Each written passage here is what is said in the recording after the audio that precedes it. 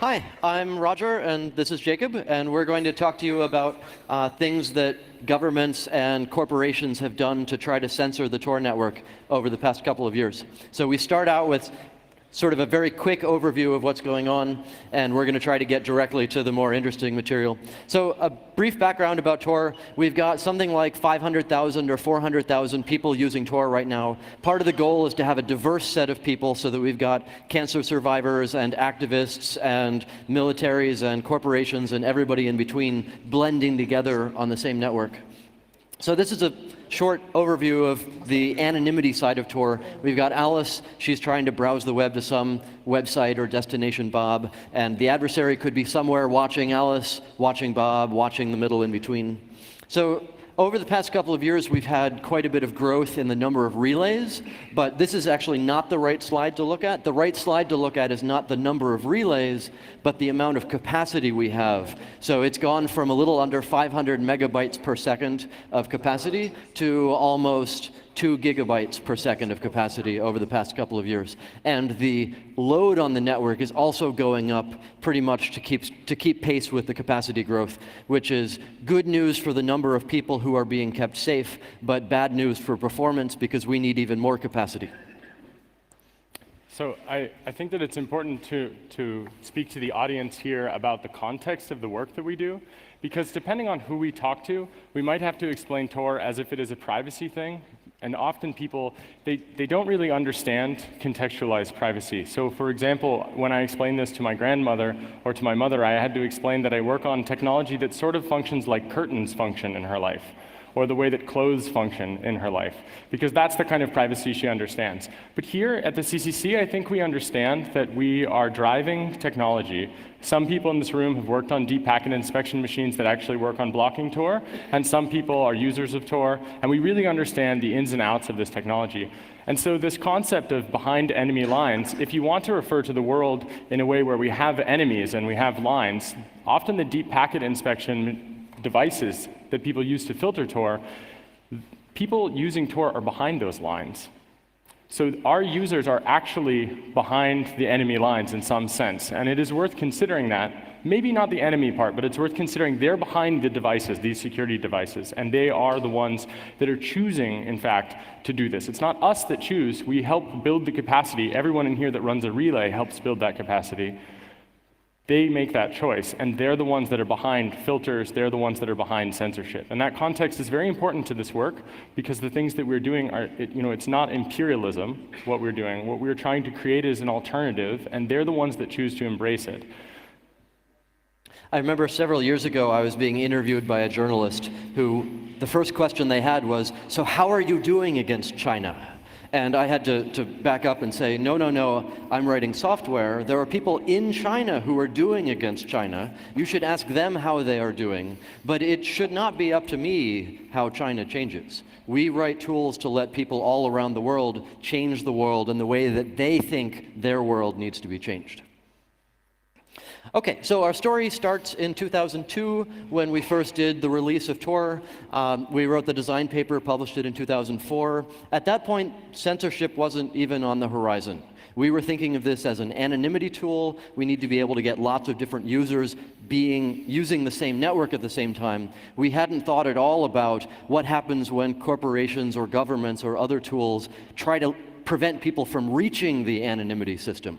So back in the early days of 2002, 2004, there really wasn't much, nobody was thinking about censorship and governments trying to block these sorts of things. So the very first step was Thailand in April 2006. I got mail from some people in Thailand saying, I live in a democratic country and they filter the internet and they just filter your website. This sucks. I'm going to sue. There's a constitution that says they're not supposed to do that. So they ended up doing it by DNS filtering. Only certain ISPs bought into this, so only some people who were in Thailand got censored. They ended up doing a redirection to a page that doesn't exist anymore. The only certain ISPs bought into it reminds me of a bunch of other countries out there. Sweden, for example, there are certain ISPs who are thinking about buying into the censorship list. So that's a theme that we will see over and over. Okay, so the next step SmartFilter and WebSense. So SmartFilter was the first corporation that started working on this censorship stuff.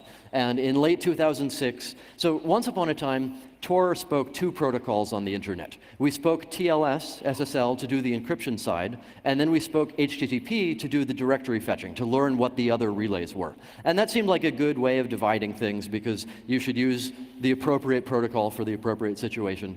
But the problem was SmartFilter said, I'm going to learn how to block Tor just by looking for HTTP fetches for /Tor/. Anything that, any URL that people fetched that started with that, they would just cut. And not much of an arms race at that point. They basically blocked Tor if anybody was using SmartFilter to censor their network.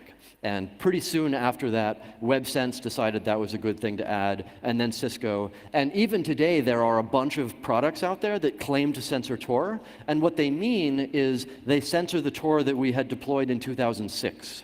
They haven't updated it at all, but it works great on their marketing pitches to say, and also we censor Tor, even if it doesn't work. And of course, this is interesting because those versions of Tor, some of the older versions of Tor, in some cases are still in use, and so it creates a sort of false positive, false negative situation. However, there's a funny thing that happens, which is sometimes the filters get entirely replaced, and as a result, the old Tors and the new Tors actually both work again, even though they've replaced it with a brand new filter, which has happened in Iran and in some other places as well.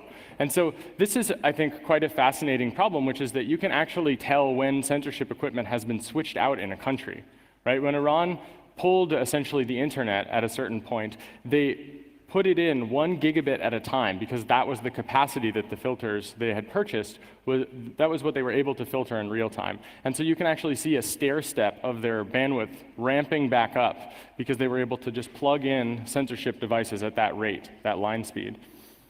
And Iran is actually a pretty interesting case. I mean, everybody likes to beat up on Iran. They're actually extremely interesting in the sense that they, I think, are the second largest group of Tor users at this point.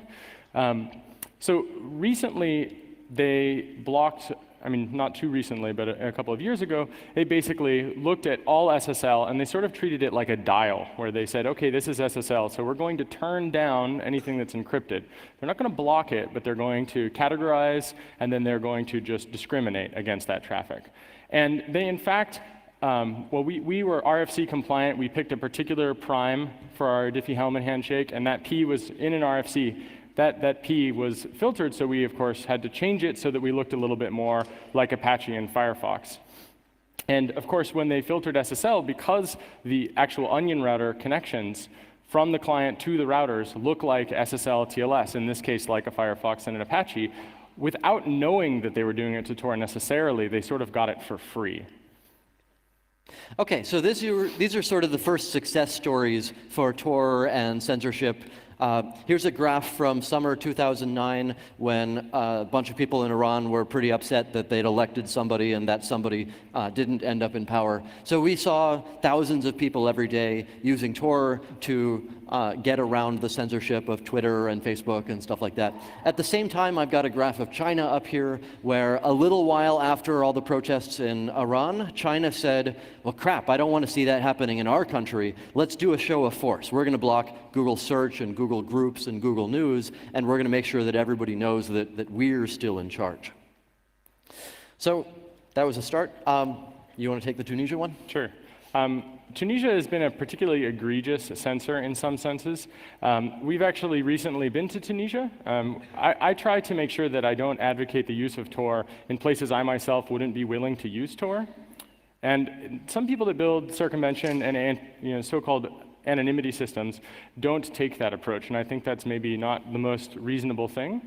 We had a number of people in Tunisia that were willing to take the risk, were willing to go in and look at it, and had like a pretty serious analysis that showed that they would specially tailor censorship on a DSL line by DSL line basis. So it would be the case that you could only make outgoing TCP connections on port 80 and 443 and for DNS to certain DNS servers, as I understand it. And in some cases, if they thought you were a really high-profile person that was worth targeting, you would only get port 80, which is pretty incredible.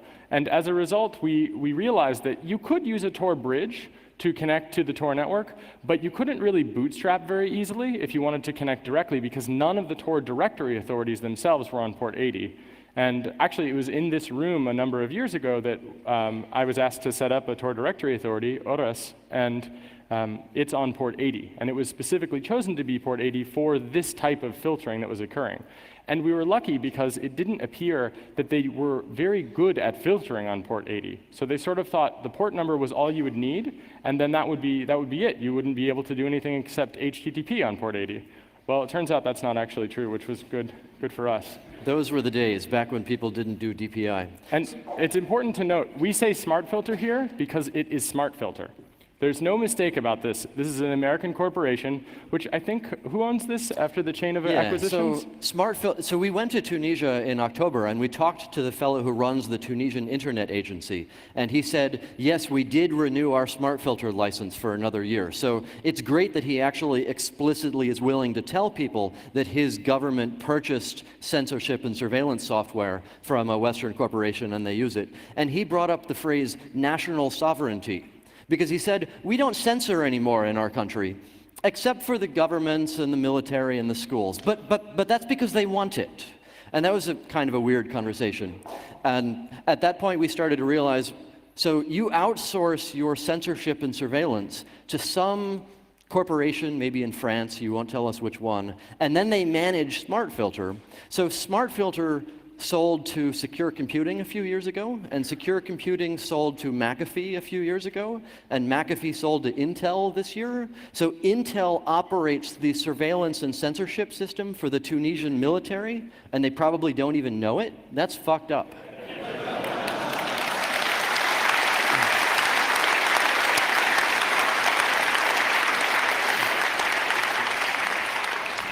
Okay, so we move forward a little bit. Those were the good days when people censored by port number or something like that. China's a little bit trickier. So in September of 2009, right before the 60th anniversary of some guy becoming in charge in China, they did a whole lot of blocking of lots of different circumvention tools. And they started out by blocking all of the public relays, all the public relays that were in the list. How many people here know about bridges? Let's see how much of a... Okay, I see some hands, but plenty of hands not. So I'm going to give you a brief overview of how bridges work. Tor has a big list of relays that is published for everybody. And there are actually two different pieces to Tor. There's the relaying component, which is given a set of relays, how do I build a path through them? How do I do the encryption? How do I do the congestion control? There's also the discovery component, which is how do I learn what relays there are? And the simple original design for Tor was a centralized directory system. There are 8 directory authorities. Each of them produce a consensus list once every hour of here are all the relays that you can use. And it's critical for anonymity that every user has the same view of the network. So that's good. There's a big list. Everybody can get it. The problem is there's a big list and everybody can get it. And that means that bad guys are going to pull down the list and be able to censor it also. So the fix for that is what we call bridge relays. The idea is we've got hundreds of thousands of users or other volunteers. Let's let them set up a Tor relay, and the only difference between bridges and public relays is the bridges are not in the big list. So we've changed the arms race from how do I give out 3,000 IP addresses to the good guys without the bad guys learning them, which is an impossible arms race, to how do I take these 500 or 1,000 or 20,000 bridge addresses and give them out one at a time to the people who need them, but not letting the bad guys learn all of them. So I did a talk a couple of years ago here in this room on the bridge design, and you can find it on the web. So if you need more bridge details. So how do you find a bridge? There are actually 4 ways that we distribute bridges right now. The first one is you go to https://bridges.torproject.org, and it looks at where on the internet you're coming from and gives you a different answer. So that means everybody can get some answer, but if you want all the answers for that bridge strategy, you need to come from a lot of different places on the internet. So China broke that one in September 2009. They learned the public relays, and they also learned all the bridges that we were giving out through that strategy. So the second strategy is you send email from Gmail to bridges@torproject.org, and then we answer you a different answer depending on which Gmail account you have. And that means that everybody can make a few Gmail accounts, but hopefully the bad guys can't make thousands of Gmail accounts. And we leave it to Google to do some sort of rate limiting mechanism or CAPTCHAs or phone numbers or whatever they want to do these days to slow down account creation. And China broke number 2 in March 2010. So it took them a while. I'm not sure if they didn't think about it, if they did the first one and said, oh good, we've got all the bridges. That actually happens a lot with researchers, where they sit down to decide how safe our bridge distribution strategies are, and they find all the bridges they can find, and they say, aha, I have them all. And in fact, the goal is to separate the bridge list into different strategies, so even if you totally beat one of them, you haven't learned any of the other bridges. So China learned one of them in September 2009. They learned another one in March 2010. The ones that still work are social network-based.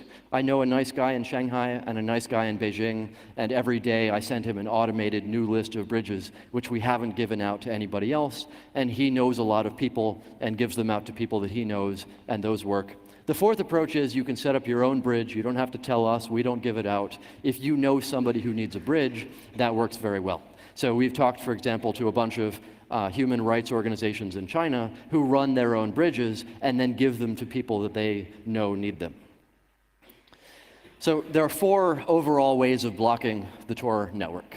The first one is those 8 centralized directory authorities, the ones that the Tor clients bootstrap from. They're hard-coded. The IP addresses are in the Tor source code. You block them, you're done. China did that.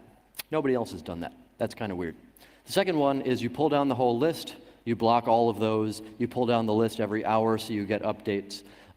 China pulls down the list every so often, but not every hour. So there are certainly ways of sneaking by if you try hard enough.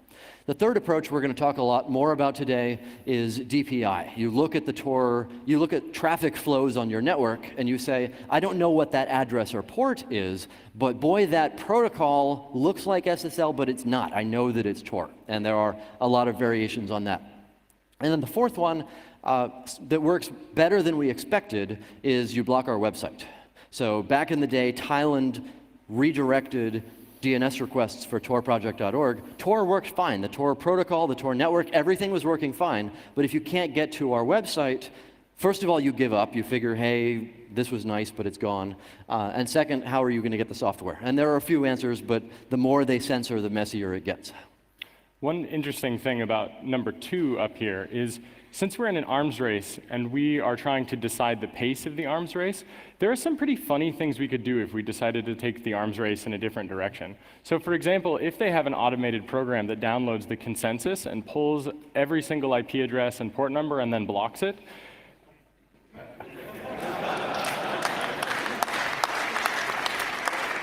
imagine for a minute in the consensus, and I'm not saying we should do this, but just imagine here for a moment, if they were to pull down that list and it included the IP address and port number of every website a Chinese person has to visit in order to get a visa, for example, their firewall would stop commerce in their country for a little while. So there can be some really hilarious unintended consequences with these surveillance and censorship systems.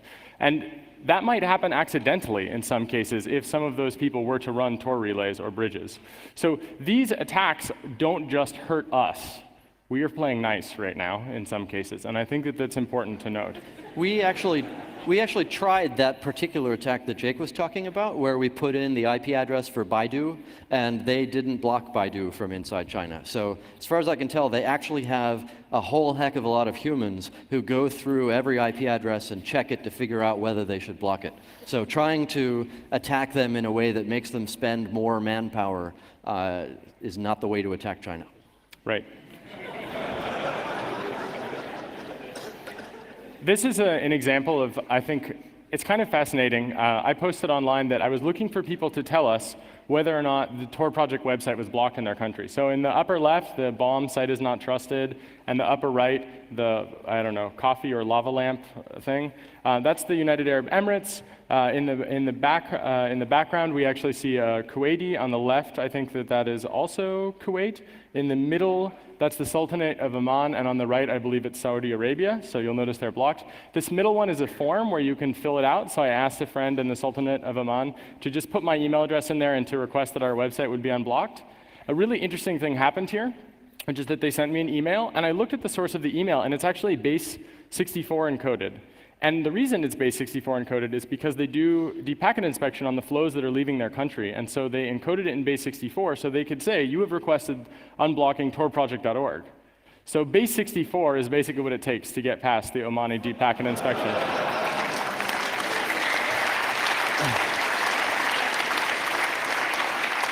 So, well, China may have infinite manpower. Some people have automated these systems. And another interesting point, which is worth making more for you than for us, is that those systems, well, you should just request that form. You'll notice that the mail systems they use to send it are SendMail from 2003. This is another set. I think in the bottom left, and maybe that's Kuwait again. I think that's Kuwait. And the upper right is UAE. The bottom right, this is, I think, kind of an amazing thing here. They're trying to tell you, that the site has been blocked. This is in Qatar.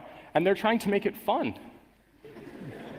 Right? And if you feel this is an error, feel free to send them an email. They're trying to contextualize this inherently fucked up thing that they're doing, which is restricting the right to read, to be clear.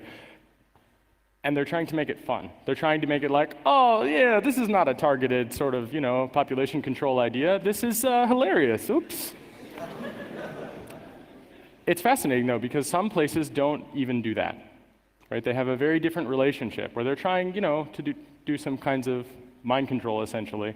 And in this case, they at least are pretending, which is significantly different than some of these, maybe. Although the top two from the UAE sure are cute. This is another view on the time that China, the very first time, the 60th anniversary of some dude getting into power in China.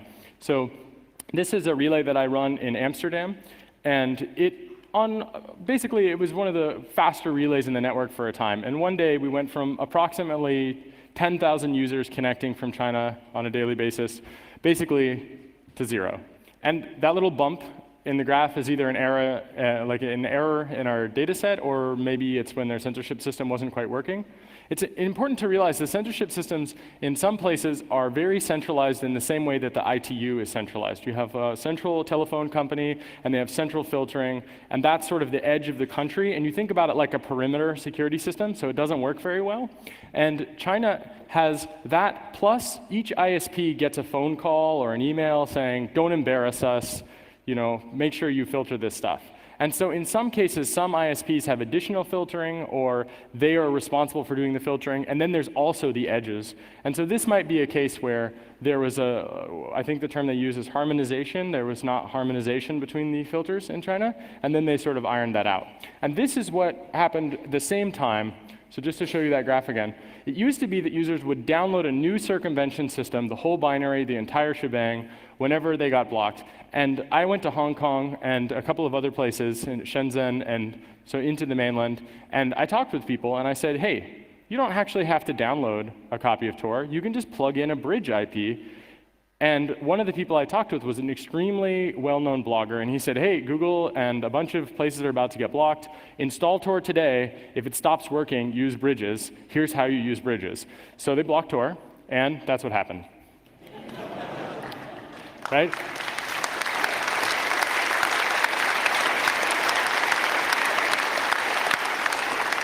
I mean, to get kind of sentimental about it, this is sort of the triumph of the human spirit over censorship here. You got 10,000, and then you peak. Like they realized that they were empowered to do something, and then they did it. Now, yeah. How do you know? Oh, that's okay. So part of the way that we know is that we have developed a metric system at the Tor project that, in a privacy-preserving manner, does a pretty good approximation of the number of users that connect. So if you run a relay, you have a GeoIP database, someone connects, you look at their IP address, you do a lookup and you put it into a bucket. And every 24 hours, you send just GeoIP data into the metric system, and it rounds up by about, it's a bucket of 8. So if there's only one Chinese user, there's an error margin there. But when you start to get into the tens of thousands of users, the 8 user bucket doesn't matter so much.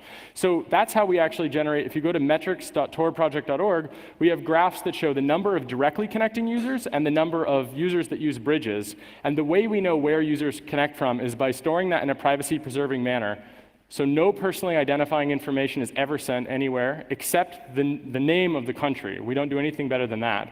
And of course, it's possible that a bridge or a relay can lie about that information. That's definitely the case. The numbers I just showed you, this one is from my relay. I promise you I didn't lie. You can run your own relay and you can find these numbers out for yourself, and you don't have to trust us at all. And the methodology for this metric system, which is worked on by Carsten Losing, he has published papers on how to do this, and we recommend for anybody that runs a privacy-preserving service, this is how you should do data on your users, right? There's no IP addresses of users to subpoena in our system. These are approximate numbers. And that's extremely important. People say you need to track people extremely in detail in order to know what's going on, and that's a lie. And when people tell you that, they're full of shit. And so you can do this in a smart way.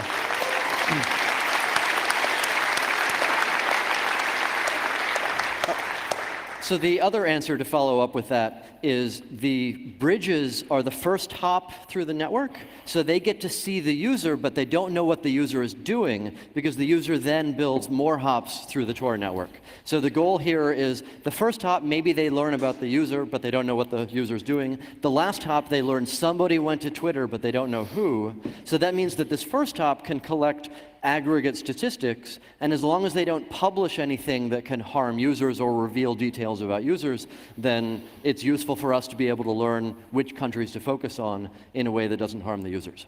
So what Jake was talking about was the good news, with some users disappear from the direct relays, and then lots of people use bridges. The problem here is once China blocked the second strategy of bridges, suddenly it was very hard to, in an automated way, if you don't know somebody, get to learn about another bridge. So there are two problems here. The first problem is we don't have good bridge distribution strategies. We don't have good ways to make sure that everybody who needs a bridge can get one, but the bad guys can't learn all of them. The second problem is we don't have enough bridge addresses. When I first started out this arms race with bridges, I was saying to myself, we need to get lots of bridges so the bad guys can't block all of them.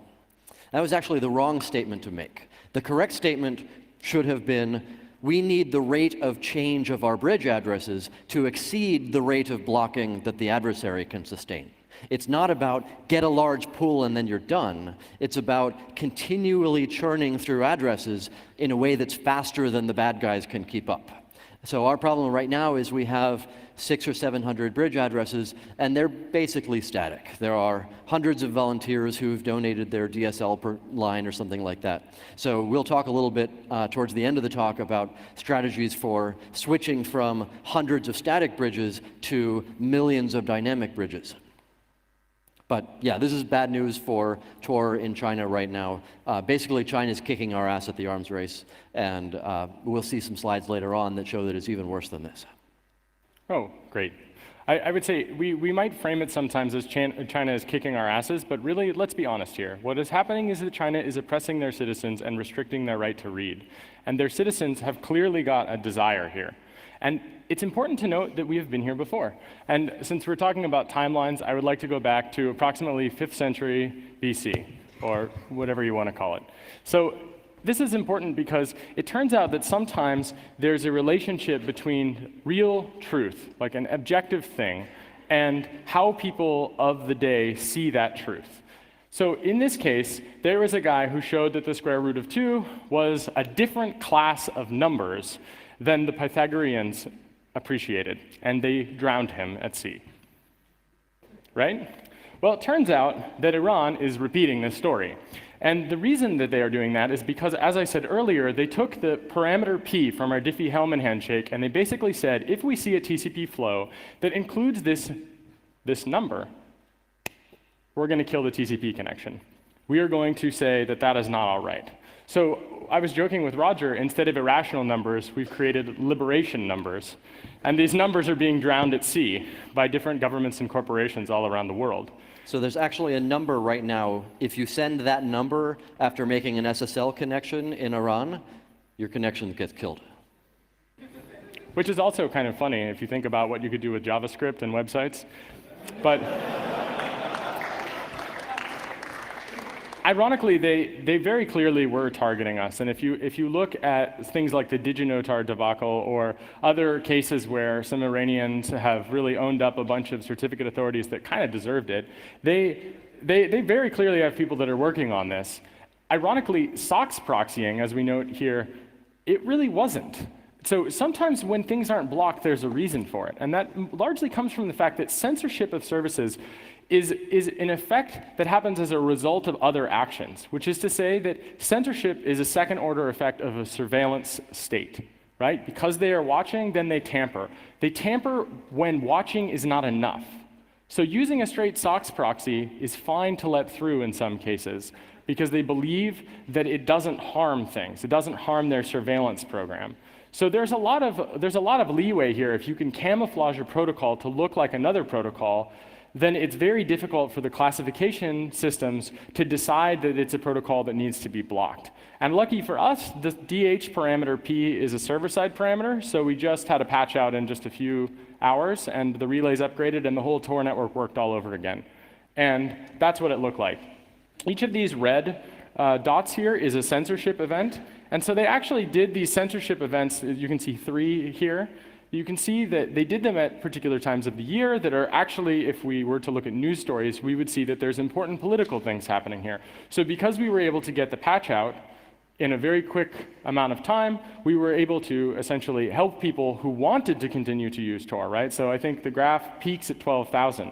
So they went from making sure that 0 of those 12,000 were able to securely communicate, and then we got back up to 12,000. This is around the time, I mean, of course, this is not to take credit in any way for this happening. It's just to say that we're helping to create these alternative communications channels.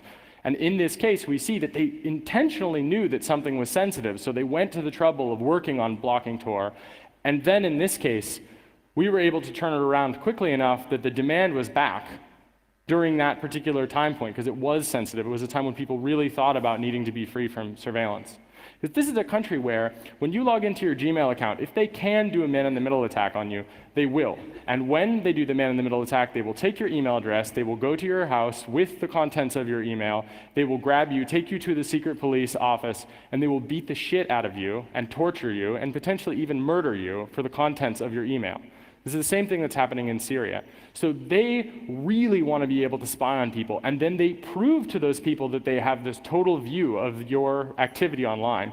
And Tor threatens that totalitarian control, and that is why they are attacking these things, because they are trying at the same time to attack their citizens specifically, and this gives their citizens something that gives them some of their agency and some of their autonomy, and it returns it. So when you run a Tor relay and you wish you could do something about this kind of stuff happening in the world, this is the kind of graph that should really inspire you to know that when you make a choice to do something like this, it actually does empower those people directly and immediately. And that keeps them safe.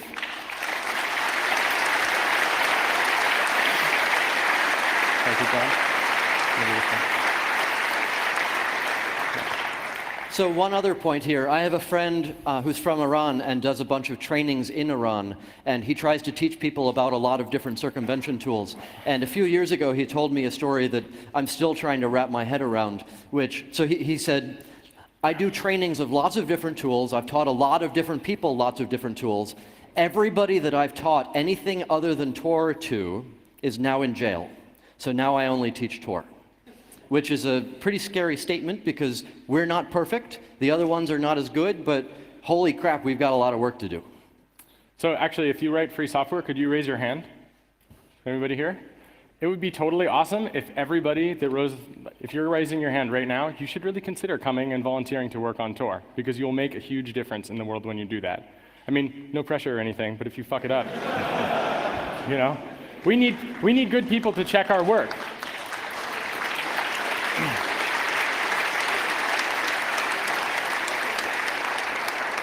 So Egypt is a place that's very near and dear to my heart. I did some trainings in the Middle East. I even studied Arabic very, very badly. non-existence. It's much worse than my German. In 2009, and I went to Egypt. I taught people about OTR. I taught people about how to use Jabber. I taught them about various different communication systems and how to use them safely. And at the time, I met some censors, and they told me, oh yeah, we use the Cisco gear, and we do deep packet inspection on enemies of the state. And yeah, well, I don't think too much about it, but obviously they're bad guys. So this is a pretty serious problem, but we tried our best to tell people in Egypt, look, surveillance is a big deal. You don't see it yet, but when you see it, it will be very bad because what someone can do is pretty serious. And so what happened in Egypt, of course, everyone knows, is that there was a revolution. And in fact, it's not that the revolution happened and it stopped on January 25th of this year. Rather, it is the case that the revolution is continuing nonstop, right? So this January 25th revolution is still going on right now. To hear, according to some of my friends that are in Cairo, covered with snipers. There are people that are being shot in the eyes. I mean, there's like a real serious thing going on in Egypt. And in the case of Mubarak pulling the plug on the internet, we saw that there was selective filtering. So for example, Twitter was filtered IP address by IP address. And so there was a case where a couple of the IP addresses were not filtered, and you could still sort of you could sort of reach some of them from some ISPs, and then sometimes you couldn't. But on Telecom Egypt data links, there were 2 IP addresses which were never filtered, but other ones on the same /24 that were. So you could prove without any question that they were filtering that right at the DSLAM for the DSL modem. And that's a pretty interesting fact. And in fact, I went to Egypt after January 25th again, and I was on a panel with someone from Nokia, Vodafone, Telecom Egypt, the head of the communications agency for Egypt, and I sat on this panel with them, which was a little bit awkward for them. And I said, now that the dictatorship is gone, I have talked to many people in Egypt that wish to ensure that the Egyptian constitution is something that you respect. So will you agree to never censor the internet again? Will you agree to never send propaganda for whichever regime tries to pop up next? And Vodafone made the usual arguments about pornography and all the other nonsense things about terrorism. And they don't talk about, for example, how their spreading of propaganda is in fact propagating state-based terrorism against individuals that live in Egypt. They just sort of gloss over that. And that's something you can't just stand and listen to. So I, of course, said, well, I have evidence that shows that you actively engaged in censorship. And the Telecom Egypt executive said, that's not true, you're wrong. And I said, no, I have the data, and I'd be happy to provide it in a court of law. I mean, I'm not really a fan of law, but in your case, I'll make an exception. And, I'd be happy to provide it. And he said, I'm not saying you're lying, but okay. And he stopped arguing with me because he knew damn well that he had specifically and selectively targeted certain things for censorship and that they had collaborated with the regime. And there would be a time of reckoning. And when that time came, it would not be pretty for him. We got this on videotape, by the way, which is pretty great. But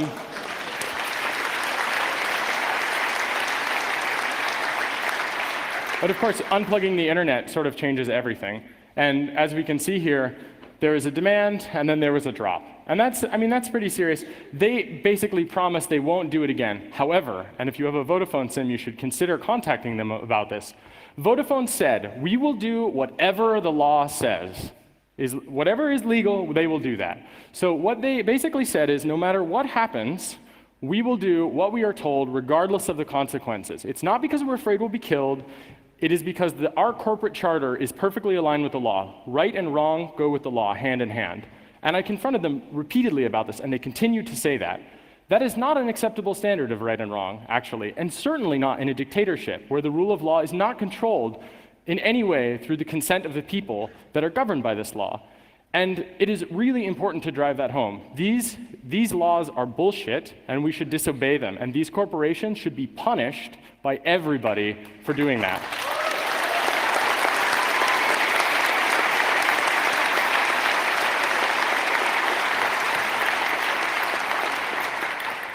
So that was January. You'll notice that these slides are showing up more and more closely together at this point.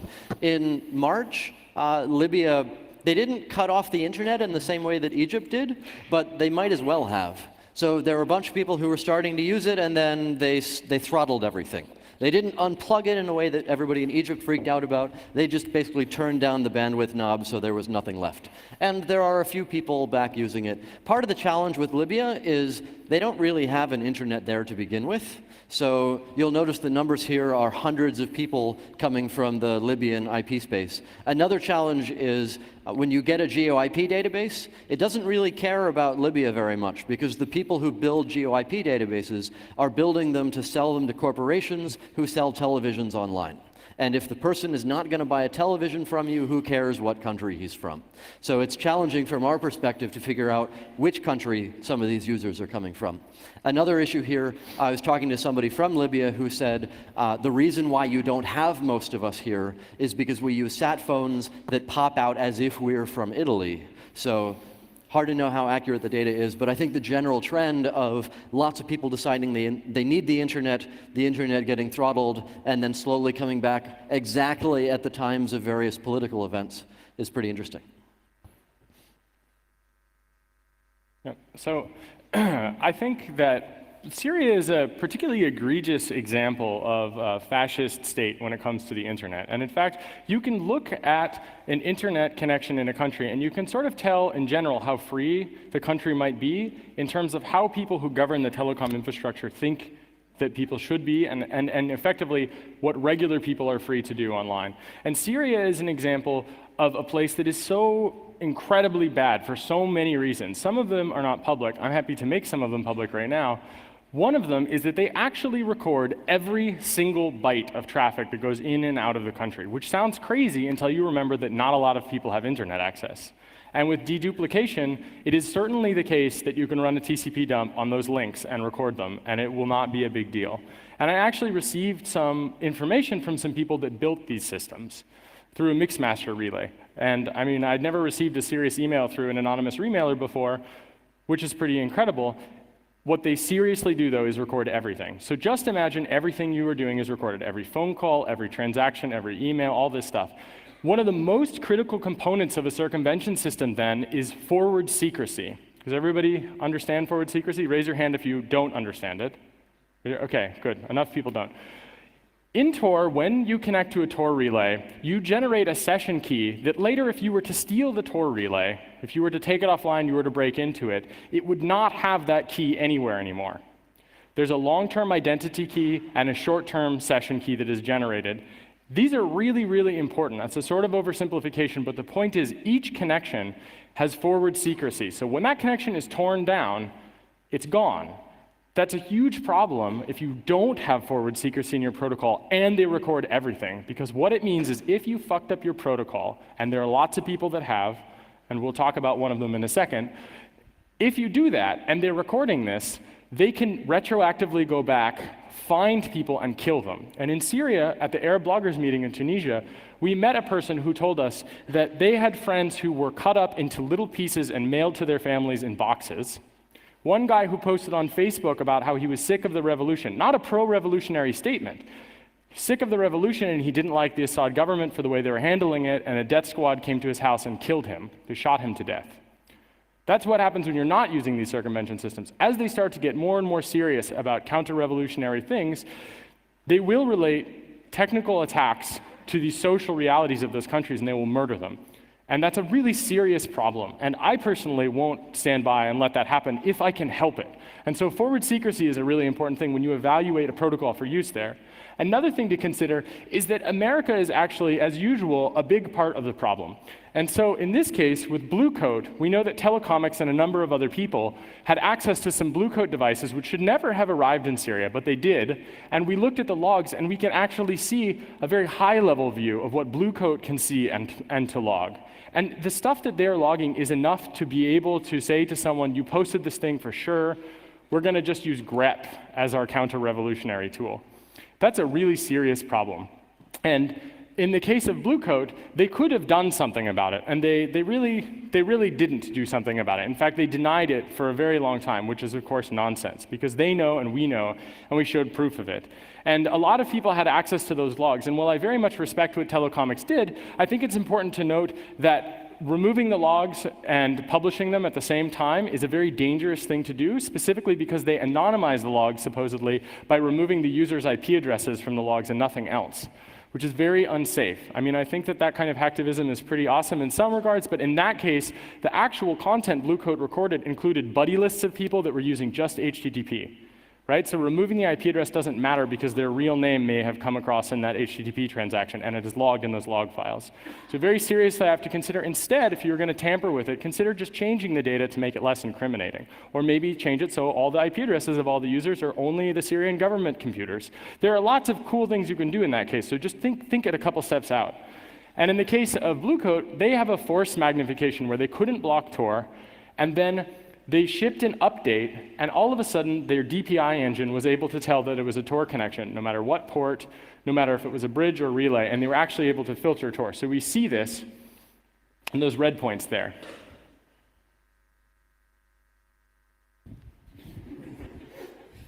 And so this is, I think, maybe an important point. I have a report that's coming out in the next, probably in the next couple months. I actually wanted to present it at the Congress, but some people have been making the very bad mistake of trying to gag me.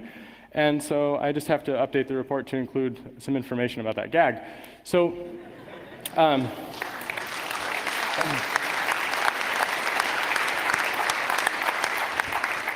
hey guys, if you're watching, yeah. So UltraSurf is a system which the people that are involved in it, they mean the best. But in cryptography, well-meaning intentions actually don't really matter very much. What matters is whether or not you do it right. And if you find out you don't do it right, you fix it to do it right. Nobody's perfect. We don't expect anyone to be perfect. I certainly don't. I'm far from perfect. UltraSurf is an example of how instead of really designing for the real adversaries that exist, they sort of have no way to close the feedback loop. So to give you an idea about this, Tor is trying to look like SSL and TLS because that's basically the only protocol we can realistically try to look like and get away with it if we do a good job. And I'll show you, how do you check that? Well, here's an example. These are the Blue Coat logs that are UltraSurf. And we say worse and we say better for a reason, which is that neither is perfect. It would be so awesome if when Blue Coat looked at a Tor flow, they didn't see anything. That would be awesome. That's very hard to do. In this case, what we see is a couple of things. And so here's some ODE for UltraSurf. First of all, we see it is bootstrapping. So the bootstrapping process we talked about before, this /gwt n:/u equals and this URL, that URL is in fact a CGI on a server. It's being fetched through Google, so Google gets a log of it, Blue Coat gets a log of it, and the data that's there, it's actually encrypted with a static key that's encoded in their binary. And it tells you some bootstrapping information. So the thing is, you can visit that URL, or at least at the time that we pulled those logs, you could visit that, and you could in fact get the bootstrapping information out of it. I believe if you go to this, it pretends to be an RSS Atom feed, where the payload of the RSS Atom is a thing that says begin PGP document, but it's not actually PGP, which is another interesting thing there. So they actually send the string PGP, and it's not as strong as PGP. So they attract the attention, and then like assholes, they don't follow up. This is Tor. It just shows that there's a connection at all. It is almost the absolute minimum thing you can hope for. You can see the IP address of my Tor directory authority on the left, the thing that ends in 34, and you can see to the right another IP address, and actually in the very beginning of that, you can actually see that this is not one of the telecomics redacted log files. And talk about Iran?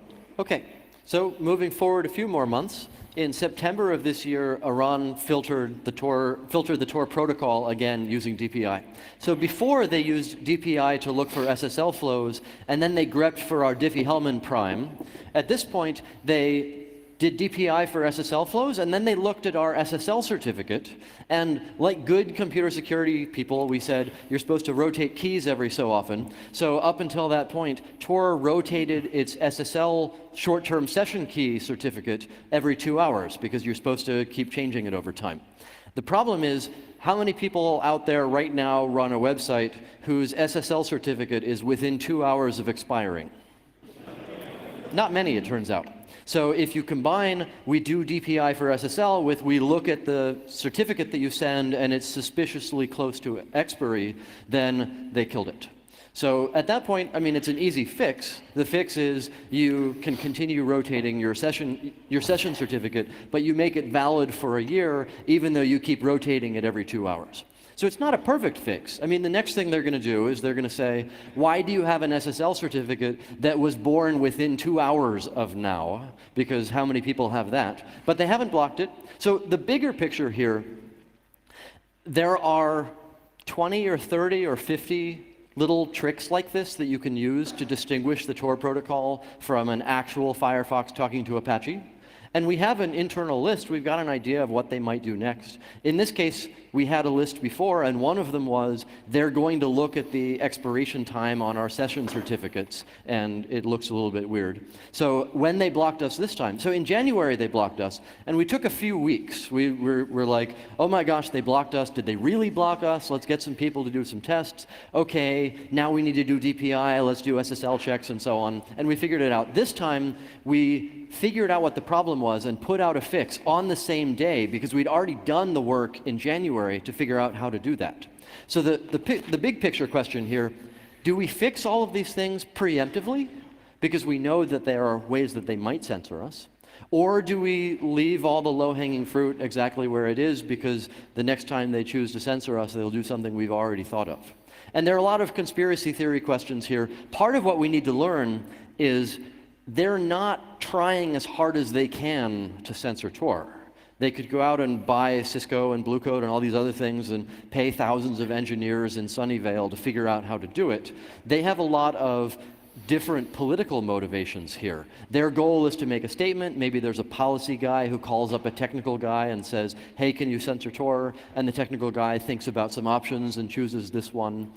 So we can learn a lot from the fact that Iran censored Tor once in January and once in September, and they haven't done anything else in between.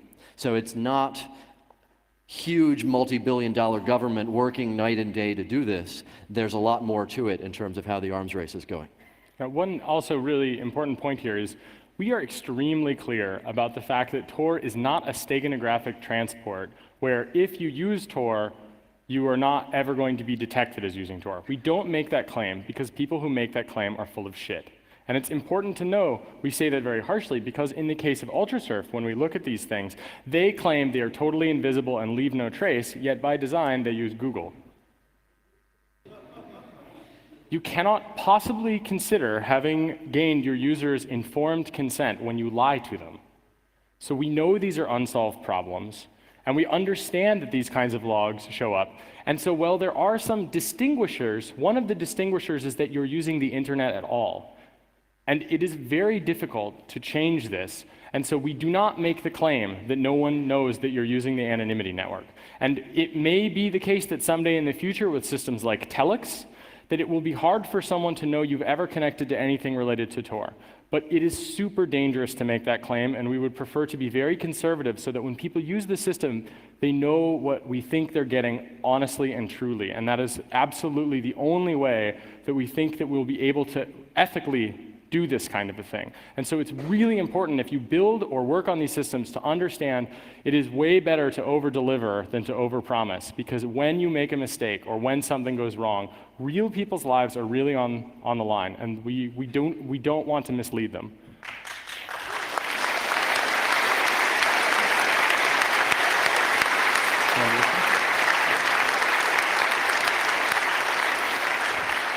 So here's the graph of people actually using Tor from Iran over the last year or so. You can see in January the little blip at the bottom, and that little dip towards the right, the red one, that is the 18-hour period in which they censored Tor after January. So, and another point here, as of the past few months, Iran has just passed Germany as the #2 country using Tor in the world, which is a pretty serious statement from a lot of people who are being seriously oppressed.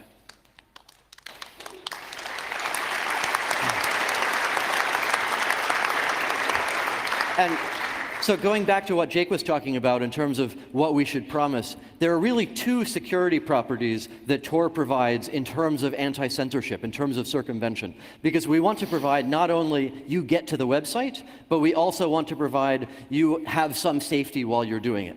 So there are two components to what we mean by safety. And whenever you're looking at a circumvention tool, you should be evaluating each of these components in the context of that tool. The first one is, how diverse is the network out there? In the case of the Tor network, we've got thousands of relays in a lot of different places, and the more relays we have and the more dispersed they are, the less chance there is for a given attacker to be in the right place to beat the anonymity and learn what the user is doing. So that was the old approach for Tor. The second approach that we've been trying to think a little bit more about in the research world is diversity of users.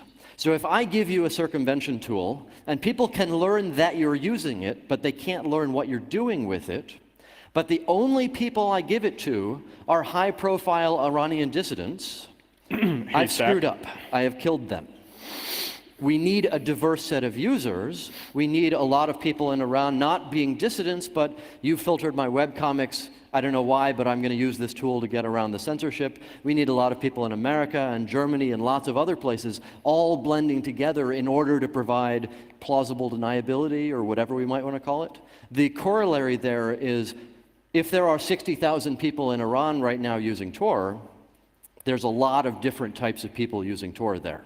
But if you're looking at Sudan, and there are, I don't know, 20 people using Tor in Sudan right now, we need more people there. We need more diversity there in order to be able to make it safe. I think I should tell the FBI story now. Okay. You know, my lawyer's watching this video right now, I'm sure. Don't worry, not that FBI story. So, no, 99% of the police make the rest of them look bad. So they're not all bad. But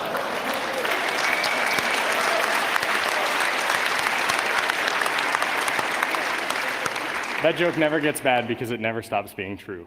So it's interesting because I was once at an internet meeting where they were talking about denial of service attacks and about anonymity and, you know, problems on the internet. And this FBI agent tells me, we don't ever use Tor. We have our own anonymity network. And by the way, criminals are so stupid, you'll never believe how stupid criminals are. And I said, well, that's really interesting. Maybe you only catch stupid criminals. And he said that he didn't quite understand what I meant. And I said, that makes sense. And so... And so I said, let's consider your anonymity system here for a second. So you're saying you have an anonymity system that's only used by the FBI and you only use it for investigation. So I send you a link, you click on the link, I watch where you clicked. What just happened? That's not an anonymity network. That's an FBI, police, surveillance, and investigation network. And his partner walks up and says, yeah, I use Tor all the time. This guy just doesn't get it. Diversity of users is extremely important. And it's really important. There may be legitimate things that those guys are doing. They will actually have they will have a selection bias, essentially, in what they see on the internet because their anonymity system fails them. And they don't have a way to close their feedback loop because they're arrogant. And I would never want to be accused of arrogance. So I think it's important to note that using something with a diversity of users might help fix that problem. It might not fix the problem. But probably it fixes that problem, and they have no other answer to that. Yeah, so we see the same story again and again when we go talk to law enforcement and try to teach them about how the internet actually works. We were in Sweden a couple of months ago talking to the guy who was trying to push through the data retention law and another forensics guy who worked for the Swedish government. And the forensics guy waited until halfway through when the first guy was yelling at us and explaining that it's our fault the internet is messed up to say, oh yeah, I use Tor every day for my job, and I used it at home too, shouldn't everybody? And the first guy was looking over saying, I thought you were on my side. I thought we were in this together. So there have been a couple of other censorship things that we haven't really looked into as much as we could. In October, we started to get reports that Tor was not censored in Iran, but squeezed down, throttled. It wasn't working as quickly as it used to be. And we haven't figured out for sure. I think this one was a false alarm. But what would happen if one of the next steps they take in the arms race, they don't DPI and then find it and block it. They DPI it and then they put it in a different bandwidth bucket. So we don't get reports saying Tor doesn't work. And when we start doing our own tests, it works. The only difference is if you're doing SSL that looks like Tor, you get 4 kilobytes a second. If you're doing SSL that doesn't look like Tor, you get 20 kilobytes a second. That would be a much more subtle way of doing the attack in a way that makes it a lot harder for us to verify and change things around and figure out how to get around it. So I don't think Iran is doing that. China is doing something much more messy. And we were not expecting this step in the arms race for years. So in October, it started to be the case that you set up a bridge, nobody's ever used the bridge before, you tell somebody in China about it, their Tor client makes a connection to the bridge, between 1 and 10 minutes later, some other IP address in China makes its own connection to the bridge, does an SSL handshake, and starts talking the Tor protocol. So they are doing active follow-up probing of every SSL connection they see through China. That's a seriously huge next step in the arms race that we were hoping would not happen anytime soon. So we've got packet traces on this URL if you want to start trying to investigate what's going on. I think they're running a quite old, vulnerable version of Tor to do their own tracing. So. And an interesting thing here is if you look at this bug 4185, you'll see the IP addresses of their probing systems. So this is actually a pretty fascinating thing for a number of reasons, not the least of which is that that's a lot like the FBI anonymity investigation network, isn't it? Well, it's good to know that the Chinese are tailing them. So it's also the case that you can scan those IP addresses and look into them. I mean, they have an active probing system. It is not just for Tor, to be clear. They are doing these probes on different protocols. There was a Swedish guy who reported this was happening for SSH. So it is certainly the case that if you want to look into it, there is a way to trigger these probes, and then you have a client that is connecting to you. And of course, there is an IP address where they're connecting from, so maybe you have a server that's worth probing and scanning. We would love it if the CCC and the people attending the Congress this year would visit this bug report and would really put some time into helping us to understand this and to looking at these IP addresses and to triggering them and to help us, because this is the future of many other countries when some American corporation decides to implement this and sell it to dictators. We need to really think hard about how to solve this, but we also need to understand the essence of the thing first. So we really need your help with this, because there's a limited number of us, and there are many, many more of you, and we will all be much better if we work together on this. Yep.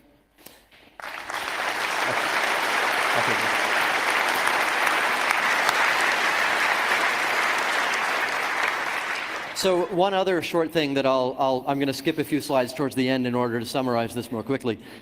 There are fixes for this. Even when they're doing DPI for SSL and then they're connecting and they're talking the Tor protocol, the fix for this, Tor is developing what we call the modular transport system or pluggable transport system. And the idea is you can ship your Tor client with all sorts of little transports that you attach to it, and then your bridge can say, I support the following ways of talking to me. And one of the first ones that we're working on is just another layer of encryption on top, where the protocol is Alice sends some bytes, Bob sends some bytes, you XOR them, that's the session key. And the goal of that is there are no recognizable bytes in the protocol. So anybody who's doing DPI on content, it doesn't work anymore. They have to move to traffic timing and volume characteristics or something like that. So that's the way forward in the arms race in China, if this is in fact what they're doing. We can't just try to look like SSL, because then they're going to start talking to us and we're going to have to put passwords on our bridges. You're going to have to do the SSL handshake and secretly put in the password in order to prove that you really know about it. That way lies madness. We need to come up with better protocols that don't try to blend in with SSL, but try to look like nothing at all. So here's an example of the Tor project's website in Iran. You'll note that this is not our website. And this is actually, I believe, the second most popular website in Iran. So if you wanted to help distribute, things, this like telecomics, as you did in Syria, consider this. This is DNS poisoning for some ISPs. So you request the IP address or the name of a thing. You try to connect. You're either redirected by IP or you're redirected by DNS poisoning, and you get here instead of to the website you thought you were going to get to. And that's kind of an interesting thing also, because that means that building something for a censorship probe to detect that is pretty straightforward, right? There's like fixed strings on this. You can see that the server headers are different. It's very clearly not an SSL web page where you download Tor.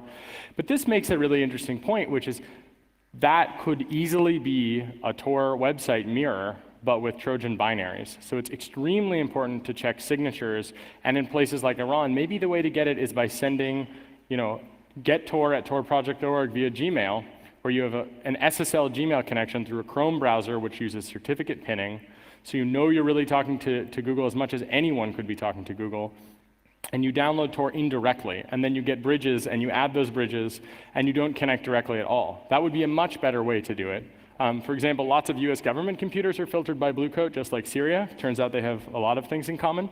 And, killing people without trials, that kind of stuff.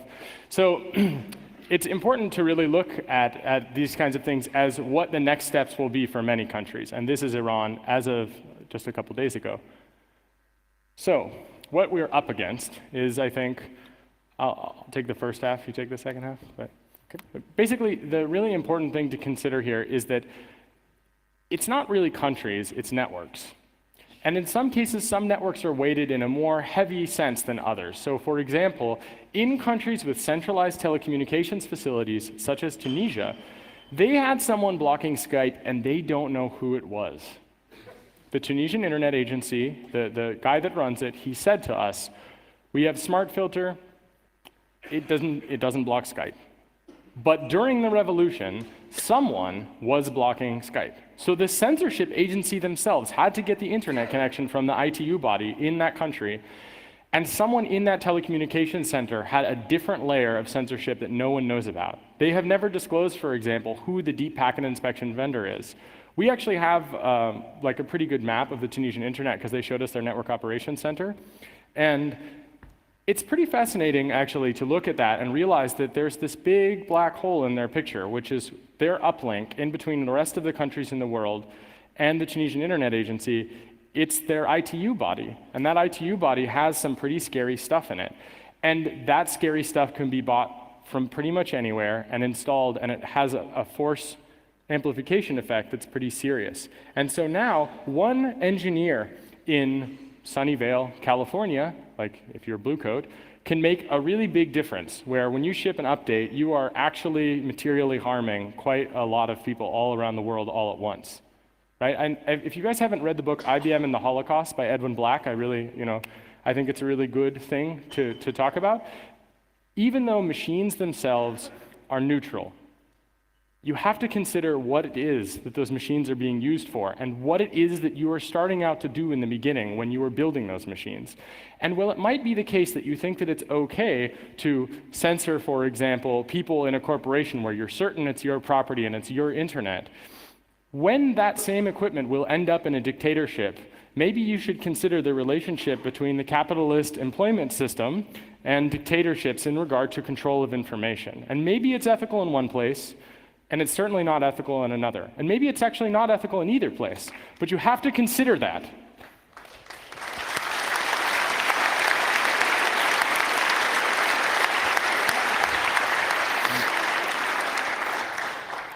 Tunisia cannot afford to pay the R&D costs of a surveillance and censorship system for their entire country. They pay $5 million a year or something to Smart Filter just to get a license to do it. So the problem here is not Syria and Tunisia are funding the development of these things. The problem is that Boeing goes to Cisco and says, give us a tool to keep our employees from reading news at work. And at that point, Cisco says, give us millions of dollars and we'll help build one for you. And then once they've built it for Boeing, then they might as well sell it to Tunisia and Burma and anybody else who wants to buy it, because they've already got one. So part of the huge problem here is that Western corporations are funding the development of these censorship and surveillance tools, and then dictators get them for free.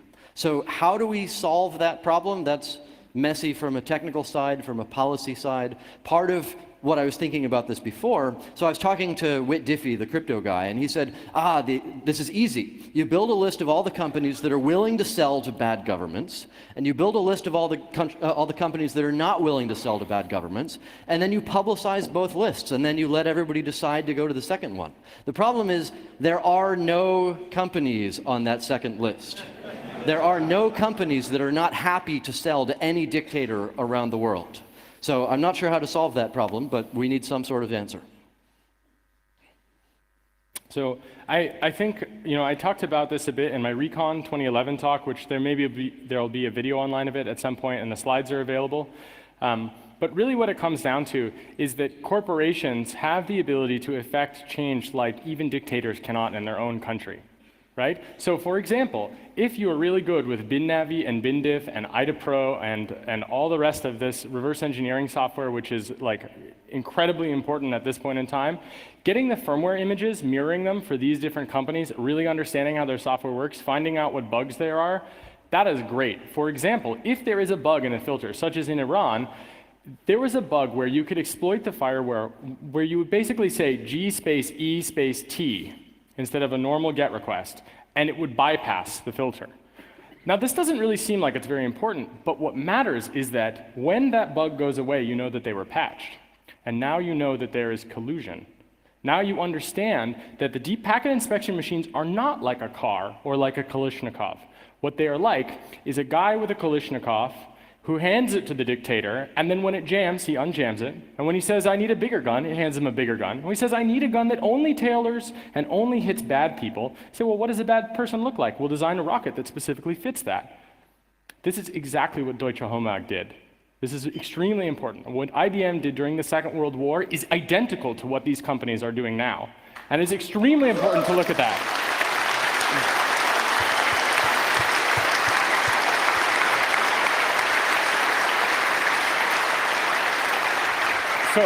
So here's the question. If you could all go back in time right now and do something about that, would you? This is an honest question. No, not clapping, honestly. If you could go back in time, knowing what you know now, would you go back in time and would you set things straight with IBM's punch card systems? Yes? No? Okay, what if you didn't have to go back in time? You don't. These are the people doing it now. And they believe they're doing the right thing in some cases. So sometimes just talking to them will change it. But other times, reverse engineering, dropping bugs on them, monitoring what they're doing, monitoring the sales, just like we monitor arms trades. Like Fefe said the other day, it's extremely important to consider these things like landmines. Surveillance systems should not exist. And we need to wipe them out. We have to get rid of them, and we have to do it by showing economically and from a human rights perspective that these things are not okay and we need to change them. So these are the companies, and there are more companies like them, and you can find them, and you should work on that if you have the time and if you have the inclination. You don't have to go back in time. We don't have to wait 50 years to fix these things. We can do it now, and that's what we're working on. So please come join us in that.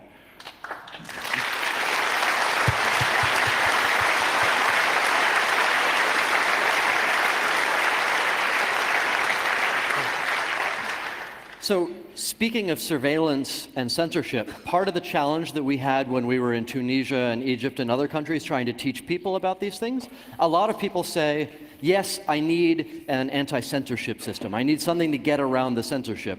But they don't think, if there is censorship, that means there is surveillance. If they are deciding which web page you get to see, that means they know every page you're going to.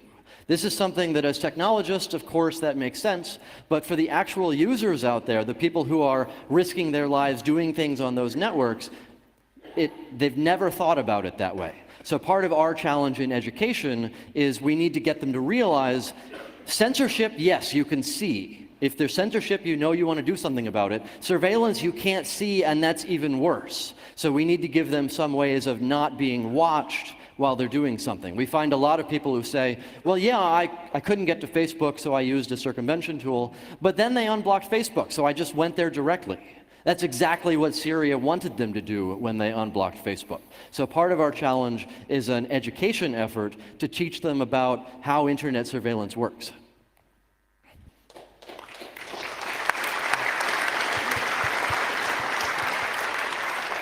Okay, so I'm going to skip through some of the technical stuff because we're over time. I'll give you a brief taste of what's coming in future talks, so we don't have to talk about it as vaporware, but we'll actually be able to explain what we did and how it went. So there are a couple of technical problems, research problems we're working on. One of them is, how do we get a lot of different bridge addresses? Right now we've got 600 or 700. What we want to do instead is get a bunch of corporations or individuals who have hundreds of extra IP addresses, leave them at the ISP that they're pointed at, but either give them a little box to tunnel them to us, or ask them to put a line in their Cisco router that redirects them to us. And the goal there is to be able to hop around over millions of IP addresses and light up only the ones that we need when we need them. And that way we'll be able to churn a lot faster with the bridge addresses. It turns out there are millions of addresses out there that are not used right now. The end game is to go to places like Comcast and say, give us 3 or 4 out of every /24 you've got. Give us a couple of IP addresses that redirect to bridges, and please change them around what they are from day to day. So that's the first research thing. Another one, how do we do traffic camouflaging better? How do we end up with traffic obfuscation techniques that... So the first step is the layer of encryption that I talked about before. That will win the DPI arms race for now, because the only thing the DPI people will have is they will be able to say, that flow is HTTP, that flow is SSL, that flow is, gosh, I don't know. And all the DPI boxes have a little box to censor, gosh, I don't know, but that will drive up the false positives in a way that maybe they aren't comfortable with. So China, we've actually seen maybe this start to happen. China DPIs for SSL and does the active follow-up probing. In October, they were doing the active follow-up probing and censoring the bridge. And then they stopped. Now they do the active follow-up probing, but they don't censor anything. Is that because they were recognizing too many things as Tor and censoring them, and somebody got upset that their website or some other protocol got censored? So part of the challenge here is to figure out what they are comfortable censoring, and that's a bad arms race long term, because their goal is to go to large corporations like Huawei or Cisco or whoever and say, give us a better DPI box that can distinguish these things even better.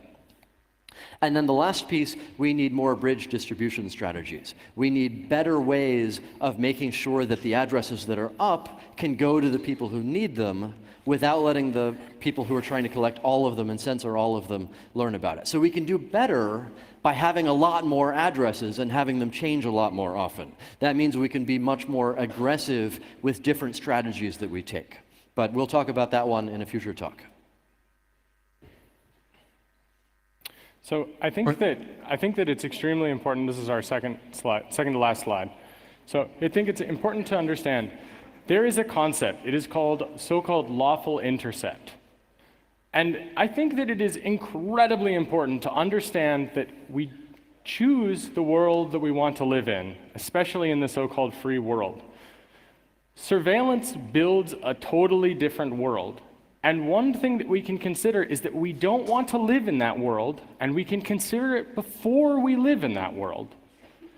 So when someone talks about lawful intercept or backdoors or delivering the plain text or administrative subpoenas or any of that stuff, what they are saying is they would like to expand the law enforcement capabilities, the so-called lawful intercept. And we must reject that. Like Evgeny talked about in his talk, talking about these surveillance systems, even though censorship is something we can identify with, we can rile against it, we must consider that surveillance, a total surveillance state on the internet, is a very serious problem indeed, especially in places where the lawful intercept is put in by request of, say, the American government.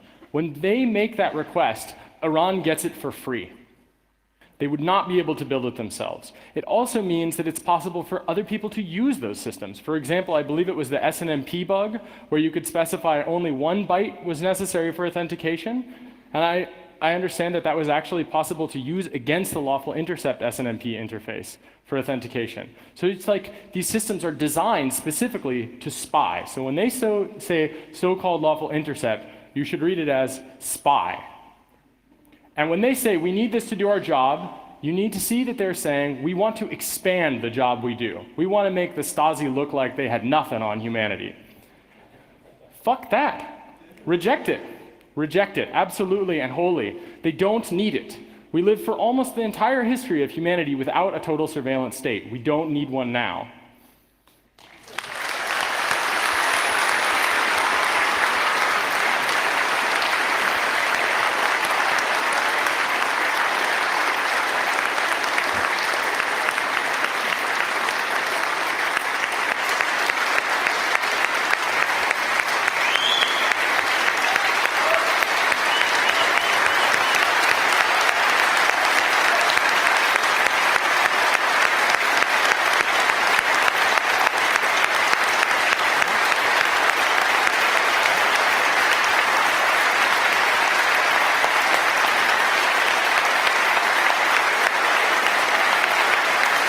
Thanks.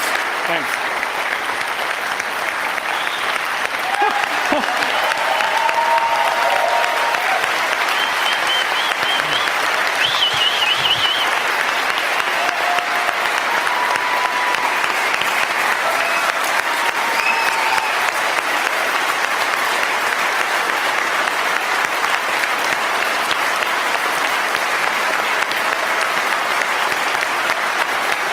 Okay. All right. I know you all want to leave really badly. Thanks. Let me tell you thank something. you a lot. If anyone wants to go now, we're really over the time. If anyone would like to stay and ask questions, you have us for as long as you want us, as long as we're free to go at the end, officer. So, if anyone wants to go, now's the time. If you want to ask questions, there are some microphones, and I think that probably the I have a Orga guy question. wants to say something. Yes, So- exactly. If you want to leave, you can leave now. I think we have time for 4 questions. One question, first question, is from the internet, and he's ready to ask that question. And then please line up at the microphone for further questions. Now the question from the internet. What about IPv6 issues in Tor? IPv6 in Tor. So we have IPv6 bridges working right now as alphas, thanks to the fellow sitting in the front here. So he would be happy to chat more with anybody who wants to learn about IPv6. One of the fun things about all of these censorship and surveillance devices, when Boeing goes to Cisco and says, give us a tool to censor our corporate network, Boeing doesn't use IPv6. So none of these tools that Cisco builds for Boeing do anything about IPv6. So if you're in China or Iran or lots of other countries right now, and you can set up IPv6, you are a winner. No censorship for you, but still surveillance. Okay, the microphone over there. Just want to thank the work you are doing to open our eyes, to try to bring us the conscience how things are working or not working. I would like to ask if it's a chance to share or to ask for a petition locally where the project is running at the laws that are not working, are not defending the freedom of speech of people. If it's possible to support a petition to ask for a law to protect the word and the free speech, because if we fail as a system like the borders that separate the countries, where people don't have the chance to speak free, let's try to make internet a tool that gives us the possibility to break borders and to have a voice together, where we can find a space, a place to give to everybody that needs to raise the voice to find it. Well, thank you very much. The microphone over there. Say I have an idea what you could do to improve the bridges. Where would I need to go to propose it? So you have an idea for what to do with bridges. Where do you go to propose it? Yeah. Tor has a proposals system, sort of like Python's proposals, where you write up what you think the problem is and how to solve it and what the security implications are. If you go to the Tor documentation page, you will find a pile of mailing lists and a pile of design documents, and there's plenty to read there. Sign up for the Tor dev mailing list and send your idea. Okay, and last question from the internet, up front here, the Signal Angel. How will the Tor arms race be affected by US senators? Investigations of Silk Road and the current SOPA attack on DNS. Will the US government stop being a Tor supporter? I have no idea what you just said. The question is, will the US government stop being a Tor supporter? He asked whether or not SOPA. Is that what you said? SOPA, yes. SOPA. Yeah, he was asking whether or not the U.S. government will stop becoming a supporter of the Tor project, and specifically about SOPA. Those are two separate questions. Yep. I'll answer the first part. Okay, You answer the SOPA part. great. Okay, so the first part is that just like any place, corporation, country, and sometimes even people, the US government is not a monolith. So at least in my experience, we've got one group of assholes that detains me at the airport, and another group of assholes that would love to detain me everywhere I go, and then another group of people that actually really understand that anonymity is important and they should stop messing with me. And there are a lot of people that are good and believe that it makes sense for people to have the right to read and to do so without surveillance. SOPA is pretty scary, and Roger will talk about why, but it's important to just drive home the first part, which is it's not a monolith.